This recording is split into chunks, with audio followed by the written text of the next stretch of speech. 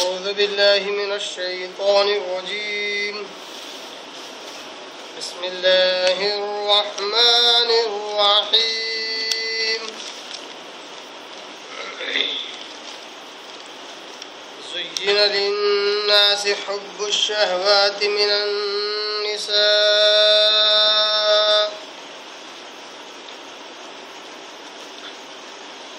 النساء والبنين والقناطير المقنطرة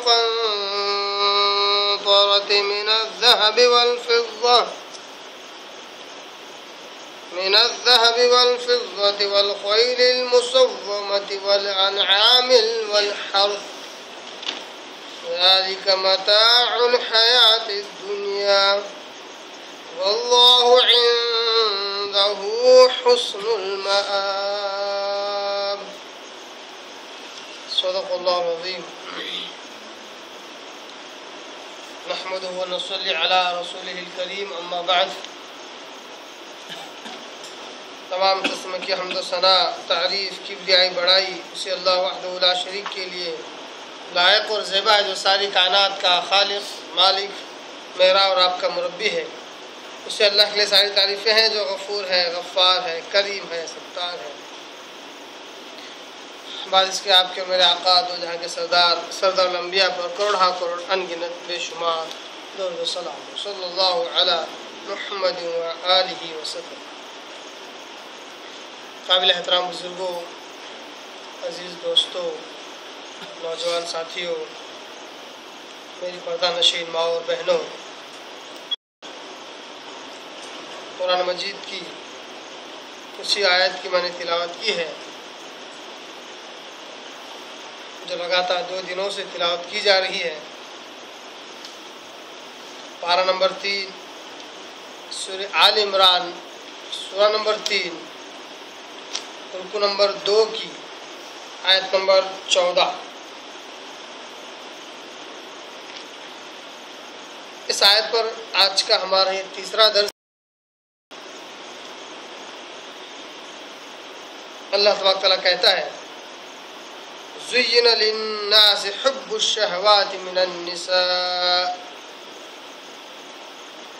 خوبصورت اور آراستہ کر دیے گئے ہیں انسان کے لیے مرغوب چیزوں کی محبت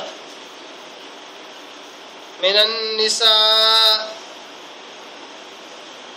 جیسا کہ عورتوں میں سے عورتوں کو اللہ نے مرغوب بنایا اور ان کی محبت انسان کے دل میں اللہ نے ڈال دی اور انہیں مزین و آراستہ کیا والبنین اور بیٹے اولاد والقناطیر المقنطرة من الذهب والفضة اور خزانوں کے خزانے جمع کرنا سونے اور چاندی کے یہ بھی انسان کے لیے محبوب کر دیا گیا ان چیزوں کو خوبصورت اور آراستہ بنا دیا گیا والخیل المسومہ اور نشان زدہ گھوڑے والانعام اور مویشی جانور پالتو جانور والحرث اور کھیتی باڑیاں باغات وغیرہ ذالک متاع الحیات الدنیا ذالک متاع الحیات الدنیا یہ ساری چیزیں فائدہ اٹھانے کی ہیں جب تک اس دنیا میں زندہ ہے دنیا کی زندگی کے لیے یہ فائدہ اٹھانے کی چیزیں ہیں واللہ عنده حسن المآب اور اللہ کے نزدیک بہت ہی بہتر بدلہ ہے ان کے مقابلے میں ان چیزوں کے مقابلے میں بدلہ لینے کے اعتبار سے پلٹنے کے اعتبار سے ثواب کے اعتبار سے اللہ کے پاس جو کچھ ہے وہ بہت ہی بہتر ہے اور دیر پا ہے یہ آیت نمبر 14 جس کا ترجمہ میں نے پھر سے آپ کے آگے رکھا کل کے درس میں ہم نے اس فہرست کی سر فہرست عورت پر ہم نے کافی تفصیلی گفتگو ہم نے سنی کافی تفصیلی تبصرہ ہم نے سنا کہ عورت کے تعلق سے نبی کریم صلی اللہ علیہ وسلم کا کیا معاملہ تھا صحابہ کرام کا کیا معاملہ تھا، اور اسی طرح نبی کریم صلی اللہ علیہ وسلم نے عورت کو اس دنیا کا سب سے بہترین متاع اور فائدہ اٹھانے کی چیز قرار دیا، اور اس کے ساتھ ساتھ وہ عورت جو رفیق حیات اور انسان کے لیے زاد آخرت ہے وہ کیسی ہونی چاہیے، اس کی کیا صفات ہونی چاہیے، اس کو بھی ہم نے کل کے درس میں سنا۔ آئیے آج ہم آگے بڑھتے ہیں۔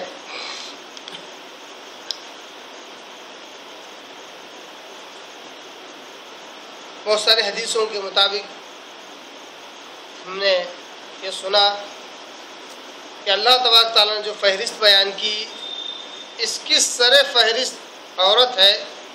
اللہ نے کہا ہم نے اس کو مزین اور آراستہ کیا، اس کو مرغوب بنایا، گویا کہ اس کی طرف فطری اعتبار سے، طبعی اعتبار سے انسان کا میلان اس کی طرف ہوتا ہے، اور اس کے تعلق سے محبت بھی انسان کے دل میں ڈال دی،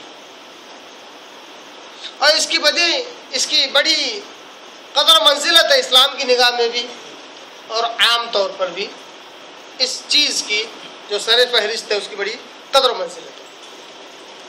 اللہ تبارک تعالیٰ نے بھی اور آپ صلی اللہ علیہ وسلم نے بھی یہی کہا کہ یہ دنیا متاع ہے، فائدہ اٹھانے کی چیز ہے، اور سب سے بہترین متاع، سب سے بہترین فائدہ اٹھانے کی چیز اس دنیا میں عورت ہے۔ تبھی تو آپ صلی اللہ علیہ وسلم کہتے ہیں کہ مجھے اس دنیا کی دو چیزیں بہت زیادہ پسند ہیں، مرغوب ہیں، محبوب ہیں، ایک ہے عورت اور دوسری ہے خوشبو اور طیب، خوشبو۔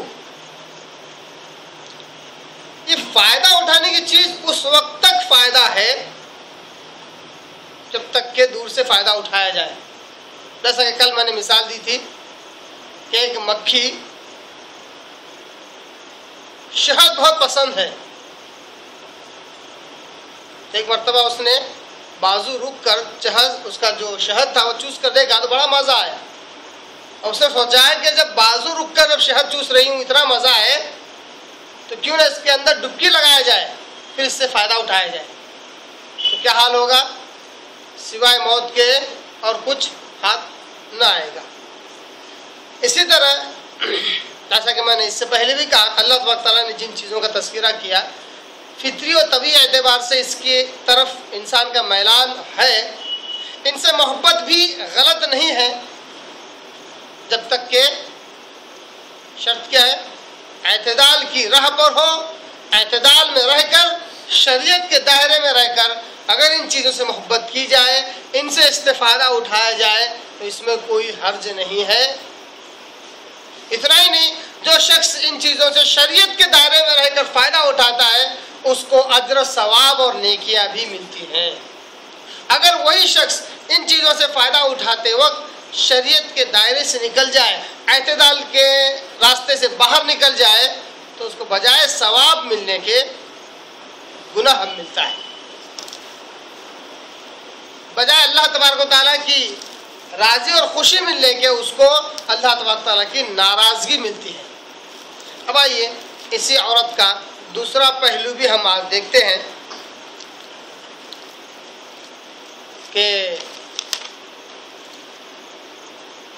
یہ جو فہرست کی سر فہرست عورت ہے جس کو اسلام نے بہت سراہا ہے، بہت اسی قدر منزلت بیان کی ہے، اگر اس چیز سے شریعت کے دائرے میں رہ کر فائدہ نہ اٹھایا جائے تو کیا حال ہوتا ہے؟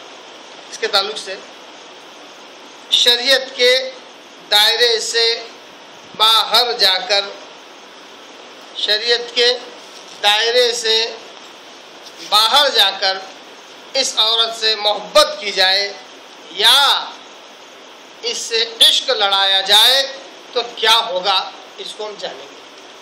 آئیے اس سے پہلے کہ میں بات آگے بڑھاؤں، آپ کے آگے ان دو الفاظ کا خلاصہ کر دوں کہ بڑا اہم ہے، عقیدے سے تعلق رکھنے والا معاملہ ہے۔ اس بات کو نہ سمجھنے کی وجہ سے بڑی بڑی گمراہیاں انسان کے عقائد میں، ایمان میں اور اعمال میں آ جاتی ہیں، مگر اس کو ہوش نہیں ہوتا ہے۔ ایک ہے لفظ محبت اور ایک ہے لفظ عشق. اس آیت کی آج ہم درس سن رہے ہیں، آیت نمبر 14 سورہ آل عمران سورہ نمبر 3. اس میں بھی اللہ تبارک تعالیٰ نے ایک لفظ استعمال کیا، زین للناس حب الشہوات.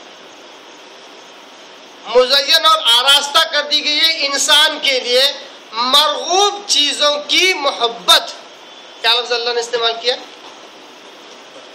پورا قرآن آپ چھان ماریے 6666 آیتوں میں آپ کو جہاں کہیں لفظ ملے گا، محبت کا لفظ ملے گا، عشق کا لفظ پورے قرآن مجید میں کہیں موجود نہیں ہے. اللہ تبارک و تعالیٰ چاہتا یہی ہے کہ جب بھی کسی پاک باز رشتے کا ذکر ہو، تعلق کا ذکر ہو، تو محبت کا لفظ ہو. جیسے کہ ہم عام طور پر کہتے ہیں مجھے اللہ سے بڑی محبت ہے، مجھے پیارے آقا صلی اللہ علیہ وسلم سے بڑی محبت ہے، مجھے میرے ماں سے بڑی محبت ہے، مجھے میرے باپ سے بڑی محبت ہے، کیونکہ یہ بڑے پاک باز رشتے ہیں، بڑے پاک باز تعلقات ہیں. اگر ہم احادیث کا مطالعہ کریں، جہاں تک میرا علم ہے، اگر 10 حدیثیں ہوں، کتنی؟ اگر اوور آل 10 حدیثیں ہوں، ایک حدیث میں صرف آپ کو لفظ عشق ملتا ہے. حیرت انگیز بات ہے نا. 9 حدیثوں میں جہاں کہیں بھی دو لوگوں کے درمیان کے تعلق کو بتلایا گیا محبت اور عشق کے اعتبار سے، تو وہاں لفظ محبت ہی استعمال ہوا. اور یقین کے ساتھ کہہ سکتا ہوں اللہ اس کے رسول کے تعلق سے اور دینی اعتبار سے انشاءاللہ العزیز، اگر میری یادداشت صحیح ہے، پوری احادیث کی کتاب میں کہیں بھی لفظ عشق کا استعمال ہی نہیں ہوا ہے. عشق کا لفظ اللہ اس کے رسول کے تعلق سے دینی اعتبار سے پوری احادیث کی کتابوں میں کہیں پہ بھی یہ لفظ استعمال نہیں ہوا ہے. عشق کا لفظ کچھ احادیث میں استعمال ہوا ہے جہاں پر کسی ایک شخص کا تذکرہ ہو رہا تھا کہ اس نے فلاں عورت سے عشق کیا تھا. ایک دنیائی میٹر سے، دنیا اعتبار سے اس واقعے کا ذکر آیا تو وہاں پہ لفظ عشق آیا. احادیث میں بھی لفظ عشق موجود نہیں ہے. اتنا سارا کیوں بیان کر رہا ہوں؟ اس لیے بیان کر رہا ہوں کہ یہ جو لفظ ہے محبت بڑا پاک باز لفظ ہے. اس میں پاکی پائی جاتی ہے، اس میں پاکی پائی جاتی ہے. تبھی تو ایک انسان کہتا ہے کہ اے ماں میں تجھ سے بڑی محبت کرتا ہوں. تبھی تو ایک انسان یہ کہتا ہے کہ اے میری بہن، اے میری پیاری بہن، میں تجھ سے محبت کرتا ہوں. کسی کو کوئی اعتراض نہیں، پوری دنیا میں کسی کو اعتراض نہیں. اس کے بجائے اگر کوئی شخص یہ کہے اے ماں آج کل میں تجھ سے عشق کرنے لگا ہوں، تو اس کو جوتے مارتے ہیں. کیوں؟ لعنت و پھٹکار اس پر ہوتی ہے کہ تو کیسا گندا لڑکا ہے کہ اپنی ماں سے عشق لڑانے لگا. کیوں؟ کیونکہ عشق معاشرے کا سب سے بدنام اور سب سے برا لفظ ہے. اور عشق کا لفظ تو غیر محرموں کے درمیان کے رشتے کو بتلانے کے لیے استعمال ہوتا ہے. بات سمجھ میں آئی؟ عشق کا لفظ دو غیر محرموں کے درمیان کے رشتے کو بتلانے کے لیے، غیر محرم ناجائز رشتے کو بتلانے کے لیے استعمال ہوتا ہے. اگر یہ بات سمجھ میں آ جائے کہ عشق اس معاشرے کا، دنیاوی معاشرے کا سب سے بدنام لفظ ہے، تو اگر کوئی شخص یہ کہے تو پھر یہ مسلمان مومن کیسے برداشت کر لیتا ہے اور کیسے ہضم کر لیتا ہے، اور کیسے ایمان ہوا کہ میں عاشق اللہ ہوں، میں عاشق رسول ہوں. عشق اللہ سے عشق کرے گا، ماں سے تو نہیں کر سکتا. جوتے پڑ جاتے ہیں، لعنت و پھٹکار ہوتی ہے. اللہ سے عشق کہ اللہ نعوذ باللہ تیرے لیے نامحرم ہے، اللہ کے ساتھ رشتہ تیرا ناجائز رشتہ ہے. اللہ سے تو عشق کیسے کر سکتا ہے؟ رسول سے عشق کرنے والا ہم عاشق رسول ہے. رسول سے محبت کر اللہ کے بندے.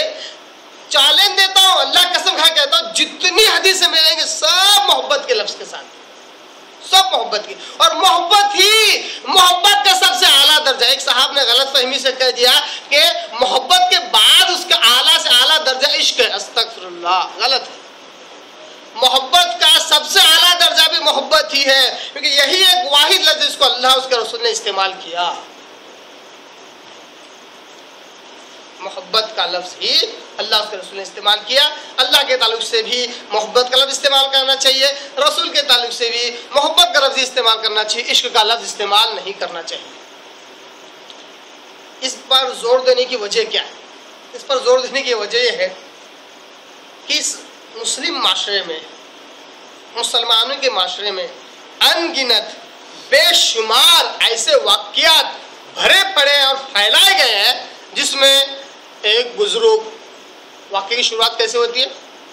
ایک بزرگ تھے، ایک بزرگ جا رہے تھے، ایک بزرگ کے ساتھ ایسا معاملہ ہوا. یہ واقعات ایسے ہوتے ہیں کہ ان میں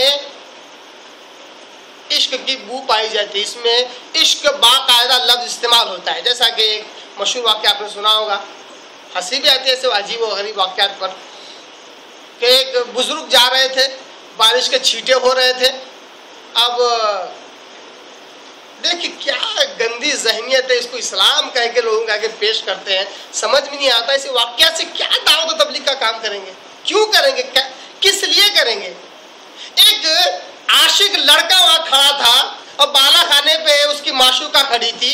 دیکھیے یہ دین کی کتابوں میں یہ واقعہ ہے، اس کی عکاسی کی گئی، اس کا نقشہ کھینچا گیا، اور وہ کھڑا ہے کس لیے آپ سمجھ سکتے ہیں. اور بزرگ وہاں سے جا رہے ہیں، چھینٹے ہو رہے ہیں بارش کے، ان کا پیر ایک گڈھے پر گرا، اس میں جب کچھ پانی اس نوجوان کو اچھلا، وہ غصے میں آ گیا اور خوب ان کو مارا. بزرگ ناراض نہیں ہوئے بلکہ چلے گئے، نکل گئے. تھوڑی دیر کے بعد وہ نوجوان چکر کھا کر گر گیا، لگا کہ کسی نے اس کو مارا غیبی اعتبار سے. وہ روتا ہوا بزرگ کے پاس پہنچا، کہا بزرگ میں نے آپ کو مارا، پتہ نہیں مجھے کسی نے مارا. تو بزرگ نے کہا اس معشوق کو تو نے مارا، اس عاشق کو تو نے مارا، تو میرے معشوق نے تجھے مارا. اب کون ہے معشوق؟ یہ عاشق ہے بزرگ، اور عشق لڑا رہے اللہ سے، اور اللہ نعوذ باللہ معشوق کا کیا ہے؟ یہ کون سا دین ہے؟ یہ اللہ مارے گا غیبی اعتبار سے. یہ جاہلانہ باتیں ہیں، یہ عوام اتنی زیادہ پھیلائی جاتی ہے کہ اسی کو دین سمجھا جاتا ہے، دل و جان سے لگایا جاتا ہے، جبکہ یہ بےہودگی، گندگی، عقیدے کا بگاڑ، دنیاوی اور اخروی اعتبار سے بربادی کا ایک المیہ ہے، بربادی کے لیے ایک المیہ ہے. بہرحال عورت کی بات آئی، محبت کی بات آئی، عشق کی بات آئی، تو میں نے بات آپ کے آگے رکھی جو کہ ضروری تھی. اب آئیے، اگر شریعت کے دائرے سے نکل کر محبت بھی ہو، چاہے عشق کو عورت کے ساتھ کیا جائے، تو کیا ہوتا ہے معاملہ. ایک حدیث مبارک آپ کے آگے رکھتا ہوں. نبی کریم صلی اللہ علیہ وسلم کہتے ہیں، حضرت اسامہ بن زید رضی اللہ تعالیٰ اس حدیث کا راوی ہے، عن اسامہ بن زید رضی اللہ تعالیٰ عنہما عن النبی صلی اللہ علیہ وسلم قال، دل دہلا دینے والی حدیث ہے صاحب، ما ترکت بعدی فطرۃ اضر علی الرجال من النساء. نبی صلی اللہ علیہ وسلم قیامت کی نشانیاں بتلاتے ہوئے ایک حدیث بیان کرتے ہیں. کیا کہتے ہیں؟ ما ترکت بعدی، میں نے میرے بعد نہیں چھوڑی، اضر علی الرجال، آدمیوں کو، مردوں کو سب سے زیادہ نقصان پہنچانے والی چیز اور فتنہ اور آزمائش کی چیز، من النساء، وہ عورتیں. آپ سب لوگ کہتے ہیں قیامت تک میں نے میرے بعد سب سے بڑا فتنہ مردوں کے لیے، سب سے زیادہ نقصان پہنچانے والا اگر کوئی فتنہ چھوڑا ہے تو فتنہ کیا ہے؟ کیا ہے؟ عورت ہے. کیوں کہا؟ شریعت کے دائرے کے باہر نکل جائیں گے تو عورت اسی طرح آدمیوں کے لیے فتنہ بن جاتی ہے، مردوں کے لیے فتنہ بن جاتی ہے. یہ عورت پردے کا اہتمام کر لے تو خود کی دنیا بھی سنور جاتی ہے، اس کی آخرت بھی سنور جاتی ہے. اسی طرح جس معاشرے میں وہ پردہ کرتی ہے وہ معاشرہ بھی محفوظ ہو جاتا ہے دنیا اعتبار سے اور اخروی اعتبار سے. جب یہ پردے سے چھلانگ لگاتی ہے، جب بے پردگی کا مظاہرہ کرتی ہے، اچھے جو شریف زادے اور شرفا ہوتے ہیں وہ بھی آزمائش میں مبتلا ہو جاتے ہیں. کیونکہ آپ صلی اللہ علیہ وسلم نے عمومی لفظ استعمال کیا، اغر علی الرجال، مردوں کے لیے سب سے بڑا فتنہ اگر میں نے میرے بعد کوئی چھوڑا ہے تو وہ عورت کا فتنہ ہے. کیونکہ آج آپ دیکھتے ہیں کہ اس دنیا کا سروے کے حساب سے، رپورٹ کے حساب سے نمبر 1 ٹاپ پہ جو بزنس چلتا ہے وہ فحاشت کا بزنس ہے. نمبر 1 اور ٹاپ پہ بزنس، سب سے زیادہ انکم پرسنلی بھی اور گورنمنٹ کو بھی جو جاتی ہے وہ اسی سے جاتی ہے. کیوں؟ کیونکہ یہ بہت بڑا آزمائش کا اور فتنے کا ایک دروازہ ہے جو یہاں سے کھلتا ہے. مگر اس میں غلطی عورت کی بتلانا مناسب نہیں ہے. جب تک شریعت کے دائرے میں رہ کر اس سے فائدہ اٹھایا جائے، یہ رفیق حیات ہے، دنیا کی زندگی کا سب سے بہترین دوست ہے، یہ زاد آخرت ہے. کیا ہے یہ؟ آخرت کا توشہ ہے. یہ ہوگی تو انسان گناہوں سے بچے گا. جیسا کہ کل میں نے کہا، یہ ہے تو انسان کا آدھا دین مکمل ہے. آدمی کے لیے عورت، عورت کے لیے آدمی، دونوں کے لیے آدھا دین مکمل ہے. یہ ہے تو انسان ہزارہ کروڑہ گناہوں سے بچتا ہے. اس لیے آپ صلی اللہ علیہ وسلم نے کیا کہا؟ اے وہ نوجوانوں جو شادی کے لائق ہو گئے، جو نکاح کرنا چاہتے ہیں مگر کر نہیں پا رہے کسی وجہ پر، کسی مجبوری پر، تو کیا کہا صلی اللہ علیہ وسلم نے؟ روزے رکھو. یہ نفس کو کنٹرول کرتا ہے. کیا کرتا ہے؟ نفس کو کنٹرول. کیوں؟ جب انسان روزہ رکھتا ہے تو تقویٰ پرہیزگاری آتی ہے. اگر نکاح ہو گیا، اس حدیث سے کہ ایک بات کیا معلوم تھی، لطیف سا نکتہ، نکاح ہو گیا، بیوی ساتھ میں ہے، روزہ کبھی رکھا نہیں بھی رکھا تو تقویٰ رہے گا انشاءاللہ، اگر اس میں اچھائی موجود ہے. اگر وہ جڑ سے ہی جو خراب ہو تو اس کو روزہ رکھنے کے بعد ہی وہ برائی سے نہیں بچ سکتا.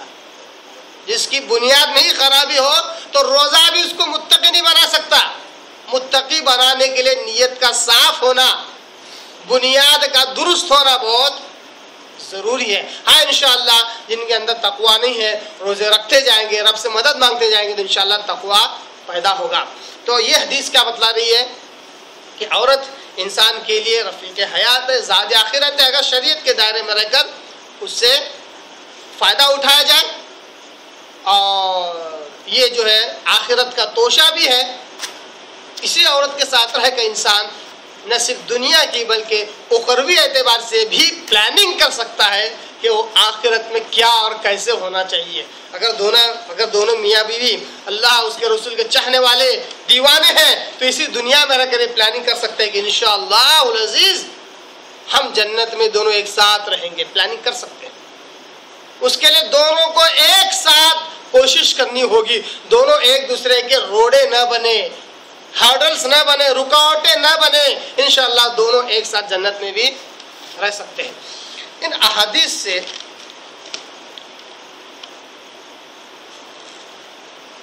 ایک اور حدیث آپ کے آگے رکھتا ہوں.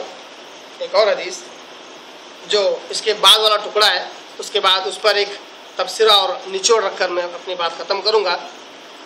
والبنین، اللہ تعالیٰ نے کہا مرغوب چیزوں میں سے جن کی محبت انسان کے دل میں ڈال دی گئی وہ ہے بیٹے. دیکھیے ہر زمانے میں اولاد کے اندر لڑکا لڑکی دونوں آتے ہیں، اور فطری اعتبار سے مرد کے دل میں، عورت کے دل میں، اولاد میں سے بیٹے کی محبت زیادہ رکھ دی گئی. عام طور پر بیٹی بھی ہو گئی، کسی نہ کسی طرح نہ چاہتے ہوئے کبھی چاہتے ہوئے ایڈجسٹ کر لیتے ہیں. مگر بیٹے کی محبت جس کو قرآن کہتا ہے بنین، اس کی محبت عام طور پر رکھ دی گئی. انسان کے دل میں انسان بہت زیادہ محبت کرتا ہے. اب حیرت انگیز بات یہ ہے کہ لفظ اللہ تعالیٰ نے جو استعمال کیا بنین کہا، یہاں پہ نساء کہا عمومی اعتبار سے عورت، یہاں بنین کہا ابن کی جمع، بیٹے کی جمع بیٹے قرار دیا. یہ آیت کا یہ ٹکڑا اس بات پر دلالت کرتا ہے کہ بیٹے ہونا، ہم دو ہمارے دو کا کنسپٹ اسلام میں نہیں ہے. ہم دو ہمارے دو کا تصور اسلام میں موجود نہیں ہے. چاہے ایک لڑکا ایک لڑکی ہو، چاہے دو لڑکے ہو، چاہے دو لڑکیاں ہو، ہم دو ہمارے دو خاندانی منصوبہ بندی کی اسلام تردید کرتا ہے. ہمارے آپ کو اسلام سہولت دیتا ہے ماں کی صحت کو مینٹین کرنے کے لیے آپ گیپ رکھ سکتے ہیں. آپ ہمیشہ کے لیے عورت کو نہ جننے والی نہیں بنا سکتے. آپ ہمیشہ آدمی کی نسبندی کر کے اس کو مرد سے نامرد نہیں بنا سکتے. اسلام اس سے سخت منع کرتا ہے. خاندانی منصوبہ بندی کی اسلام تردید کرتا ہے. آئیے ایک بڑی پیاری حدیث ہم دیکھ لیتے ہیں. پہلے جو میں نے حدیث سنائی تھی وہ صحیح بخاری کی حدیث ہے، جس میں آپ صلی اللہ علیہ وسلم نے کہا کہ قیامت تک میرے بعد جو میں نے سب سے بڑا فتنہ چھوڑا ہے وہ عورت ہے آدمیوں کے لیے. صحیح بخاری کی حدیث. اب آئیے اب جو حدیث میں آپ کے آگے پڑھ رہا ہوں وہ حدیث ہے ابو داؤد کی، وہ حدیث ہے سنن نسائی کی، سنن ابو داؤد، سنن نسائی. وہ حدیث ہے ابن حبان کی، اور وہ حدیث ہے مستدرک حاکم کی. حدیث کیا ہے؟ آپ صلی اللہ علیہ وسلم کہتے ہیں تزوج الودود الولود فإنی مکاثر بکم الامم. بڑی پیاری حدیث ہے اور بہت سارے لوگوں کی حدیث ہضم نہیں ہوتی ہے. دونوں باتیں بتاتا ہوں. آپ صلی اللہ علیہ وسلم کہتے ہیں تزوج الودود، الولود، لوگوں نکاح کرو ایسی عورت سے جو بہت زیادہ چاہنے والی ہو، محبت کرنے والی ہو. ولود، ولود ولد سے بنا ہوا، تولد کرنے والی، جو بہت زیادہ بچے جننے والی ہو، جو بہت زیادہ بچے دینے والی ہو، ایسی عورت سے شادی کرو. کیوں؟ وجہ آپ صلی اللہ علیہ وسلم بتاتے ہیں فإنی مکاثر بکم امم، کیونکہ میں کل قیامت کے دن میری امت کی کثرت کو دیکھ کر فخر کروں گا کہ یہ میری امت ہے. آپ صلی اللہ علیہ وسلم فخر کریں گے یہ میری امت ہے جو سب سے زیادہ ہے. نبی صلی اللہ علیہ وسلم تو یہاں پر ترغیب دے رہے ہیں نکاح کرو، اور ایسی سے کرو جو محبت کرنے والی ہو، ایسی سے کرو جو بہت زیادہ بچے دینے والی ہو، کیونکہ میں تمہاری کثرت پر فخر کروں گا. ہے نا؟ یہ حدیث بہت سارے لوگوں کو اس لیے ہضم نہیں ہوتی ہے کہ وہ کہتے ہیں یہ کیسی حدیث ہے، ہم کو پہلے کیسے معلوم ہوگا کہ کون سی عورت زیادہ بچے دینے والی ہے، ہم کیسے معلوم کریں گے؟ یہ حدیث صحیح نہیں ہے. ارے حدیث صحیح ہے، حدیث سندن صحیح ہے. مشہور محدثین نے اس حدیث کو روایت کیا ہے. سمجھنے میں فرق ہے. ہم کسی حدیث کو، میں کل ہی کہا، کسی حدیث کو سمجھنے کے لیے ہم کو 10 سال لگ سکتے ہیں. اس کا مطلب یہ نہیں کہ حدیث بہت پیچھے تھی اور ہم آگے نکل گئے. حدیث پہلے ہی سے آگے، ہم کو سمجھنے کے لیے وقت لگ سکتا ہے.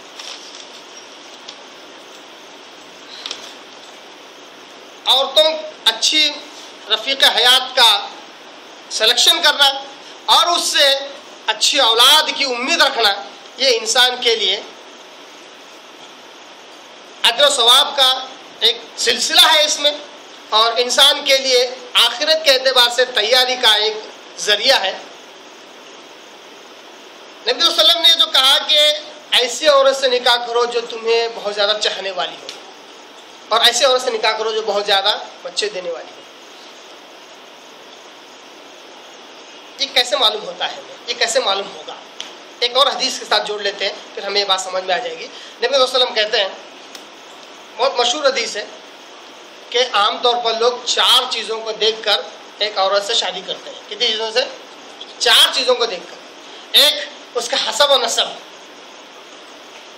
دوسرا اس کا حسن و جمال، تیسرا اس کا مال و متاع، اور تیسرا اس کی دینداری. حسب و نسب خاندان، حسن و جمال خوبصورتی، اس کا مال و دولت، اور چوتھا ہے دینداری. آپ صلی اللہ علیہ وسلم کہتے ہیں کہ تم دینداری کو ترجیح دو، دینداری کو ترجیح دو اور پھر نکاح کرو. آج لوگ یہ کام نہیں کر رہے ہیں تو سب سے زیادہ نقصان میں ہے، سب سے زیادہ نقصان میں ہے. کبھی کبھی کیا زیادہ تر تو معاشرے میں اب یہ رواج چل پڑا ہے کہ نکاح کرنے کے لیے 4 چیزوں میں سے چوتھی کو ترجیح نہیں دی جاتی، پیسے کو ترجیح دی جا رہی ہے. تو کوئی بھی کالی کلوٹی لولی لنگڑی کو بھی جہاں 2 لاکھ میں ہو سکتا تھا اور 2 لاکھ روپے جوڑ دیا جاتا ہے، کسی کو بھی چپکا دیا جاتا ہے، اور وہ کچھ نہیں کر سکتا کیونکہ اس کو اب وہ ساتھ میں پیسہ لا رہی ہے. کیا لا رہی ہے؟ پیسہ. اس حدیث میں آپ صلی اللہ علیہ وسلم نے پہلا ایک جو ذکر کیا وہ خاندان کا ذکر کیا. हसब व नसब। हसब व नसब से खानदान से मालूम पड़ता है कि कौन कैसी होगी। ऐसा एक मिसाल दे रहा हूँ सिर्फ अकल में बैठने के लिए, मोटी सी मिसाल है कि कोई शख्स चाहता है कि उसकी बीवी गोरी हो, सिर्फ बात को समझाने के लिए बयान कर रहा हूँ, उसकी बीवी गोरी हो और बच्चे भी उसको गोरे पैदा हो, खूबसूरत पैदा हो, या गोरे या अच्छे कलर के पैदा हो। अब वो क्या करेगा? अगर किसी काले सावले खानदान में अगर शादी करेगा तो ऐन मुमकिन है कि जो औलाद होगी वो काली सौली होगी, है ना। अगर वही किसी ऐसे खानदान में जहाँ के सारे अफराद रंग गोरे वाले हैं वहां निकाह करेगा तो ऐन मुमकिन है कि औलाद जो होगी वो भी गोरे रंग की होगी। ये कैसे मालूम हुआ? खानदान की वजह से मालूम हुआ। इसी तरह कौन ज्यादा चाहने वाली है और कौन ज्यादा बच्चे देने वाली है ये खानदान से मालूम होता है। जैसा खानदान होगा वैसी आपको बीवी मिलेगी, वैसी आपको औरत मिलेगी। जिस खानदान में बहुत ज्यादा पर्दा किया जाता है वो आपके पास आने के बाद भी बेपर्दगी का मुजाहरा नहीं करेगी, क्योंकि बचपन से उसको वही हया वाला शर्म वाला माहौल मिला, आपके घर में आने के बाद भी वही हया और पर्दे के साथ रहेगी। अब ये अच्छा खानदान किसको कहते हैं? टिप टॉप क्वालिफाइड खानदान की बात नहीं कर रहा हूँ, जो दीनी एतबार से इल्म रखने वाले, उस पर अमल करने वाले होते हैं और जिनके खानदान में पर्दे का एहतमाम होता है। वहां से अगर औरत आती है तो वहां की औरत भी वैसी होगी। तो ये खानदान से मालूम पड़ रहा है कि कौन सी औरत कैसी होगी। इसी तरह जिस खानदान में बहुत ज्यादा बच्चे देने वाली औरतों के बारे में मालूम है, हाँ भाई फला के भी 6 बच्चे हैं, फला के भी 8 बच्चे हैं, हाँ वहां से औरत आएंगे तो इंशाअल्लाह वो भी ज्यादा बच्चे दे, ये एक अंदाजा ही है। यही बात आप ने कही है ना। इसी तरह आज ये नहीं करते हैं लोग, आप सल्लम के इस हुक्म के खिलाफ भी जाते हैं। आप सल्लम कहते हैं तज़व्वजुल वदूदुल वलूद, ऐसी औरत से निकाह करो जो बहुत ज्यादा चाहने वाली और बहुत ज्यादा बच्चे देने वाली। नबी सल्लम के इस हुक्म के सरासर खिलाफ आजकल बहुत सारे लोग अमल करते हैं। क्या करते हैं? पहला निकाह हो जाता है, बहरहाल किसी हादसे के तहत जो भी है पहली औरत का इंतकाल हो जाता है या उसको दूसरा निकाह करना पड़ता है, तो अब बिलखुसूस खानदानों में, बिलखुसूस पूरी दुनिया में ऐसी औरत को ढूंढेगा जो बांझ होती है, जो औलाद। क्यों? पहले के कुछ बच्चे हैं उनका कौन देखेगा, ये भी आएंगे ये भी बच्चे देंगे तो मेरा खाना पीना उनकी किस्मत का क्या होगा।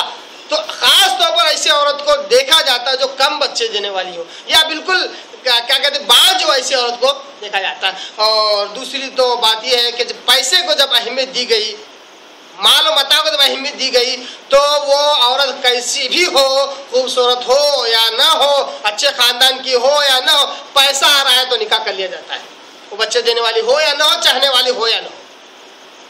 ये नबी सल्लल्लाहु अलैहि वसल्लम के हुक्म के सरासर खिलाफ है। बहरहाल इन हदीसों से, इन आयतों से एक जो बात मालूम हुई वो ये कि अल्लाह तबारक तआला ने सबसे पहले इस आयत से रहबानियत की अल्लाह ने तरदीद कर दिया।